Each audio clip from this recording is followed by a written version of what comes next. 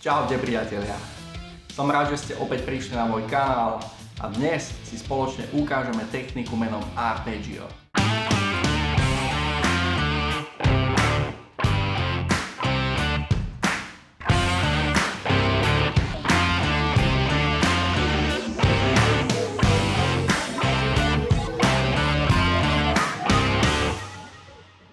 Takže čo sú to tie arpeggia a ako tú techniku čo najjednoduchšie pochopiť?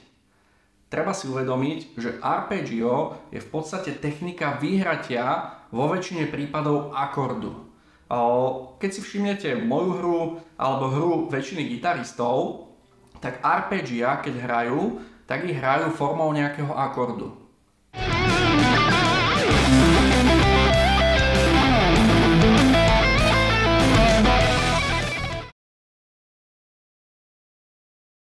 Tu je prvá podstatná vec, že treba sa oboznámiť s celým hmatníkom gitary. Keď ja viem napríklad akord C-dur zahrať tu, viem ho takisto zahrať aj tu. Ale viem ho zahrať aj tu. Aj toto bol C-dur. Alebo F-dur.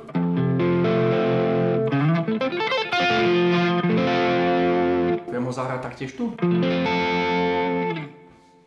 No a práve o to ide pri arpeggiách, že tie akordy si dáte do nejakej polohy, kde to bude mať taký súzvuk tónov, bude to veľmi dobre znieť na ucho.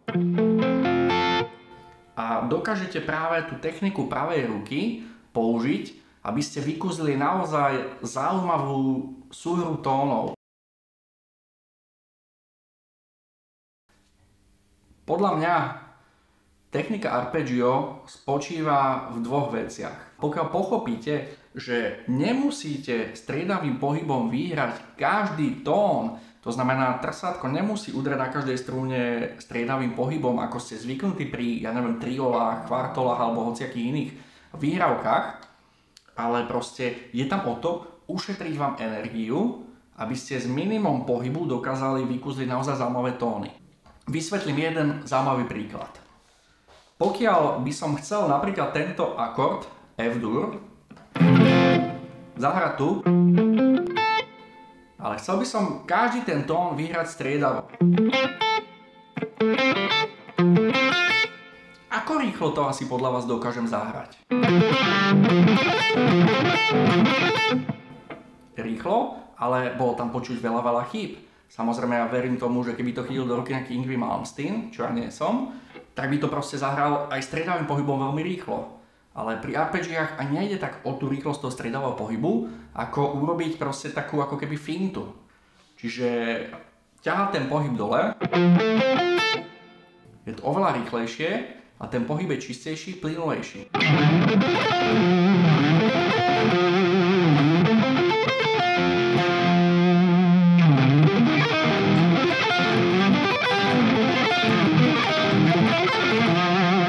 Teraz druhá veľmi dôležitá vec, že pokiaľ ja ťahám tie tóny dole, tak by nemali znieť všetky struny. To znamená, ako keď držíte akord, tak by to nemalo byť.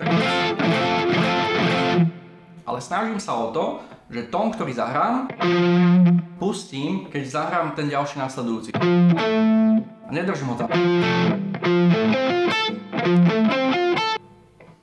Aby vám nezneli tie tóny všetky naraz.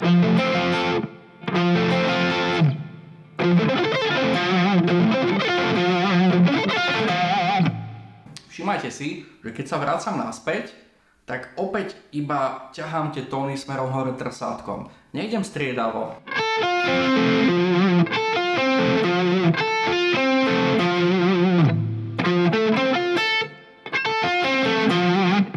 Keď toto pochopíte a vytrenujete si práve to, že nemusíte pri arpeggiách hrať všetky tóny striedavo, budú sa vám oveľa jednoduchšie aplikovať vo vašich nejakých gitarových solách.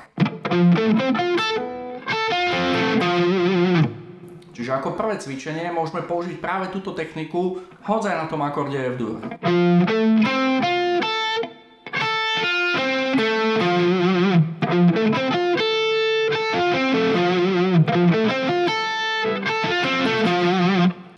Dobre, ale ten pohyb teda potrebujem urobiť plynulo. Nechcem urobiť toto.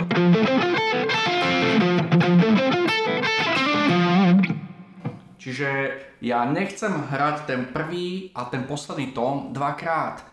To znamená, že keď ja potiahnem dole celú otočku, mám tú ruku dole, mám natiahnuté, aby som sa vrátil smerom hore. Ale ja už nepotrebujem zahrať ten tón na E strune druhýkrát. Začnem teda od háčky. A zahrám iba tieto tri tóny, čiže strunu H, strunu G a strunu D. Všetko ťahám hore. A keď skončím na Dčke, tak opäť mám natiahnutú ruku hore a idem všetky tóny dole.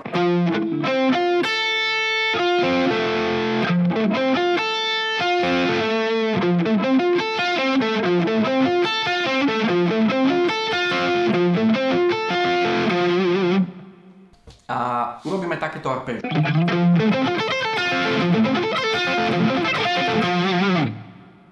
Nič zložité, samozrejme pokiaľ arpéžia nehráte, je to pre vás, čo to je?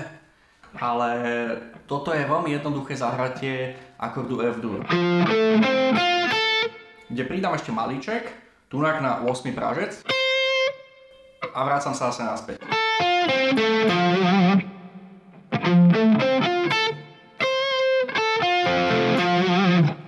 No a akým spôsobom to hrám? Celý ten akord najprv stiahnem dole, čiže začnem od druhej struny a všetko stiahnem dole. Pozor, veľmi dôležité, aby vám všetky struny nezneli. To znamená, nedržím ich stále konštantne tie tóny.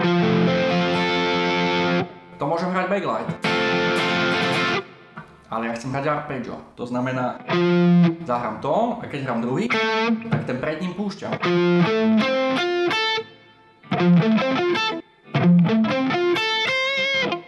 Čiže ako som sa dostal k poslednému tónu na E,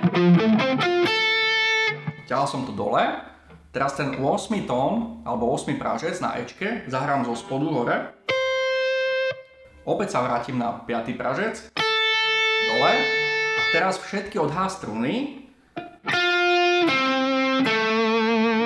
potiahnem hore. Ale nezahrám aj Ačku, pozor, čiže iba druhú, tretiu a štvrtú strunu.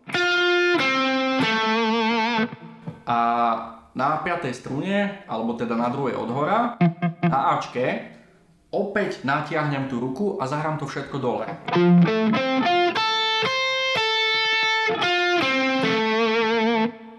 Rozumiete? OK, takže toto máme otočku akorde F-dur. A skúsme si to trošku rozvinúť. Posuňme ten akord F-dur o 2 prasce vyššie. A nebudeme to hrať tak, že... Ale urobíme tam slide a pojďme naspäť.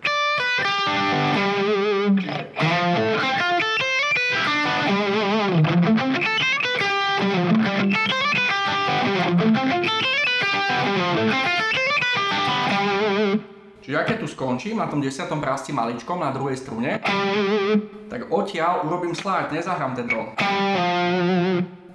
A odtiaľ začínam ďalej.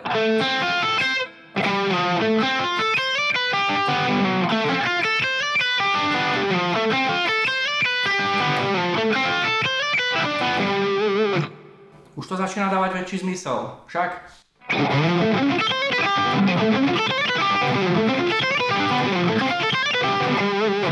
A už to je zaujímavé, paráda. A keď si tú techniku arpeggi vycibríte, že to budete vedieť hrať už rýchlejšie, vtedy to začne byť to práve orechové. Lebo tie arpeggia si samozrejme pýtajú nejakú rýchlosť.